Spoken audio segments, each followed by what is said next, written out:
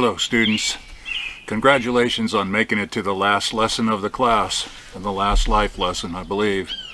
So the last life lesson, I saved one of the most important ones for all, and in one sentence it is, when in doubt, focus out. When in doubt, focus out. We have so much kind of pop psychology going on in our world, and much of it is based on a psychology science which is based upon some false premises, in my opinion. And yes, you do need to go inside sometimes and figure out what's going on within yourself. And yes, you do need to confront some of your greatest internal fears and failures and have the courage to do that. And no, denial is not always a very good place to go. But I would assert to you that the more time you spend going inside yourself and trying to figure out yourself and trying to figure out what's wrong with yourself and trying to fix yourself, the more likely you are to get mired down in that internal swamp and end up accomplishing nothing and being more miserable than you were before you started the search in the swamp. And believe me, when I was in the military, I had to march through some swamps, and there is nothing worse than being up to your chest in swamp water, wondering whether or not you're ever going to be able to get out again. And the speed of movement within a swamp is like a snail. It's unbelievably slow and frustrating. So stay out of the internal swamp. When you're having problems and you're trying to figure out what's wrong with you and fix yourself and all of that junk, instead take your focus outside of looking inside yourself for the solution. You probably won't ever find the solution in there. And look outside. How can I help others? How can I make a difference in someone else's life? Turn your focus outward onto other people.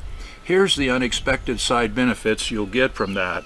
If you focus outside of yourself, you will be shocked and amazed to discover that some of the greatest and most valuable lessons you learn about how to deal with yourself and with life and be successful, you don't learn from going inside yourself. You learn from helping other people and the lessons that you learn by working with other people, trying to help them get what they want. There was a famous motivational speaker by the name of Zig Ziglar, and this is one of the things that he said most often. He said, if you want to get what you most want out of life, then figure out a way to help other people get what they most want out of life. He was doing that in terms of being successful in business, but I'm telling you, it's the secret, one of the great secrets to being successful in life.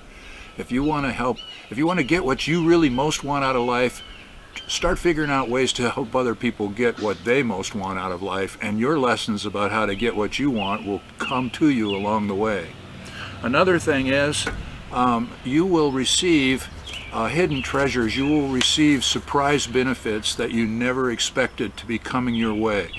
It's hard for me to think of a specific example in my own life right now, but what I can tell you is that some of the greatest benefits that I have received from life have come to me kind of sideways while I was busy trying to help someone else get what they wanted.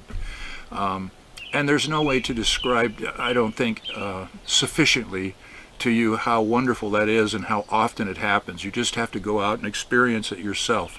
When in doubt, focus out, go out and help someone else. Okay, here's another thing. When you're really depressed or discouraged or angry and upset, one of the surest and quickest and most effective cures to get you out of your funk is, instead of worrying about what's happened to you and what's wrong with you and going inside yourself, look around for something really nice that you can do for someone else. And go do something really nice for someone else. Give them some simple small gift that lets them know you care about them and you're thinking about them, or help them with a project they have going on, or a challenge or a problem they have going on, or just go meet with them and be a good listener. Do something to help or to be nice to someone else, and that is the quickest and the surest way to cure yourself from your own funk. If you are depressed, discouraged, despairing, or just angry and upset, forget about your own problems for a moment or two and go look for some way to be nice to someone else. It's the surest and quickest cure. Okay, so that is the last formal lesson, but since this is our last time to be together, I gotta say a little something about marriage. That's probably one of the single most important things that you will do in your entire life. And the statistics show that 60% of you will fail at it at least the first time. And it is, in my opinion, one of the most excruciatingly painful human crises that you can go through. So I need to tell you at least two things about marriage. One, you will be told many times by people that are promoting equality in the genders and stuff that marriage has to be a 50-50 proposition in order to work. When I was leading marriage encounter weekends, what they taught us was 50-50 marriage is a bunch of bunk. And I believe it is. What it requires, what marriage encounter says, what it requires is 100-100. Both of you have to be in the marriage 100% committed to it, and 100% committed to the other person's success in life and their happiness, and even the things like being willing to let them go and have their own separate life from you in order to come back together and be closer. My experience since my years of leading marriage encounter, though, and almost 50 years of my own marriage and watching marriages come apart and stay together in my law office, my experience is that even the proposition that marriage is 100% is also a bunch of bunk. Basically what it takes to stay in a long-term marriage, which is one of the single most valuable learning experiences about love that you can do in your entire life.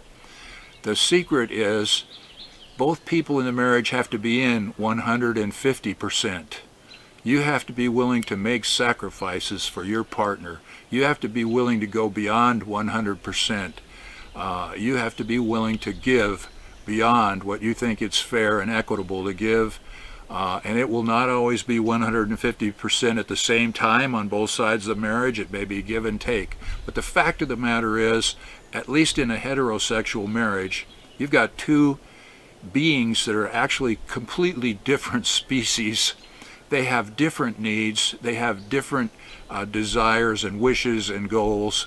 And we make this terrible mistake of assuming that we can get this other person who's a different gender from us, their brains are wired different from ours, their hormones and everything about them is different from us, that we can get them to think like us and be like us, and they should be reasonable and understand what we want and submit to our needs. It just doesn't work that way. You have to learn to sacrifice.